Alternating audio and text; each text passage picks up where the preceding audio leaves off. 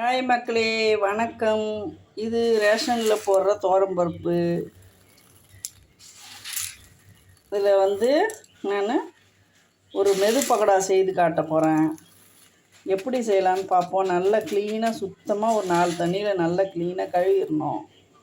பாருங்கள், ரேஷன் பருப்பு. இதை ஒரு 2 மணி நேரம் நல்லா ஊற வச்சுருவோம். கழுவிட்டு 2 மணி நேரம் ஆயிடுச்சு. நல்லா இப்போ இதை மிக்சியில் நல்லா அரைச்சிப்போம். அரைச்சிட்டு காட்டுறேன். தண்ணியே ஊற்றாமல் இந்த பக்குவத்தில் அரைச்சிக்கணுங்க. இந்த பாருங்க, நொறைச்சா மாதிரி இருக்குது பார்த்தீங்களா? தண்ணி நான் ஒரு சொட்டு கூட ஊற்றலை. இது உளுத்தம் மாவு மாதிரியே இருக்கும் பார்க்குறதுக்கு. நீங்கள் ஒரு நாளைக்கு அந்த ரேஷன் துவரம்பருப்பை அரைச்சி பாருங்கள். உளுத்தம்பருப்பு மாதிரியே இருக்கும். மெது பக்கோடா மாதிரி போடலாம். இந்த பக்குவத்தில் அரைச்சிட்டு ஒரு 2 வெங்காயம், கொஞ்சம் கருவேப்பிலை, பச்சை மிளகா, ஒரு இஞ்சி துண்டு, ஒரு பொடியாக அரைஞ்ச இஞ்சி துண்டு கொஞ்சம் போட்டுக்கணும். எப்படி போடலான்னு பார்ப்போம். இந்த பருப்பு மாவுக்கு அது தேவையான உப்பு போட்டுப்போம். இது 100 கிராம் 150 கிராம் இருக்கும். சீரகம் கண்டிப்பாக போடணும். நல்லா கலக்கலாம். பெருங்காயம் கொஞ்சம் போட்டுப்போம்.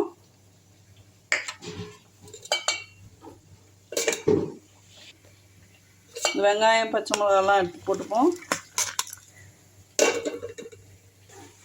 பேட்டன் ரெடிங்க. இப்படி எடுத்து போட்டுக்கலாம் எண்ணெயில். எண்ணெய் காய வச்சிட்டேன். தட்டியும் போட்டுக்கலாம், உருண்டை உருண்டையாகவும் போட்டுக்கலாம். நான் இன்றைக்கி மெது பக்கோடா மாதிரி போட போகிறேன். இது போட்டவுடனே மிதக்க ஆரம்பிச்சிருங்க. உள்ளே கூட போகாது. உளுந்து வடை மாதிரியே தான் இருக்கும் பார்க்குறதுக்கு. கண்டிப்பாக வீட்டில் ட்ரை பண்ணுங்கள்.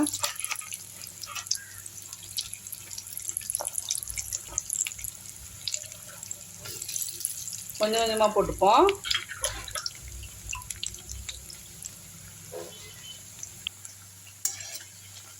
இது எப்படி லைட் வெயிட்டாக இருக்குங்க. இந்த போண்டா வெயிட்டாக கூட இருக்காதுங்க. அப்படியே லைட் வெயிட்டாக இருக்கும். அப்படியே உளுந்து போண்டா மாதிரியே இருக்கும்.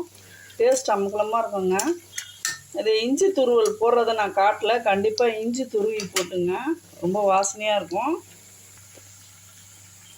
அருமையான ஈவினிங் ஸ்நாக்ஸ் ரெடிங்க.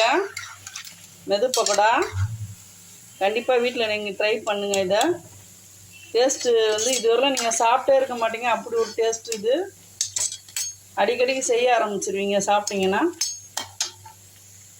இந்த மாதிரி சப்பையாக வடை மாதிரியும் ஒரு முறை போடலாம். அதுவும் நல்லா தான் இருக்கும்.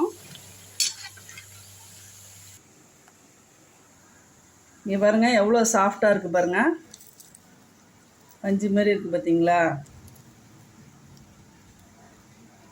இதுதாங்க மெது பக்கோடா மாதிரியே இருக்குங்க. ஆச்சு இது கடலை மாவில் தான் செய்வாங்க. நான் ரேஷன் பருப்பில் இந்த மாதிரி செய்திருக்கேன். கண்டிப்பாக ட்ரை பண்ணி பாருங்கள். நீங்கள் இந்த வீடியோ பிடிச்சிருந்தா லைக் பண்ணுங்கள், ஷேர் பண்ணுங்கள், சப்ஸ்கிரைப் பண்ண மறக்காதீங்க. தேங்க்யூ மக்களே.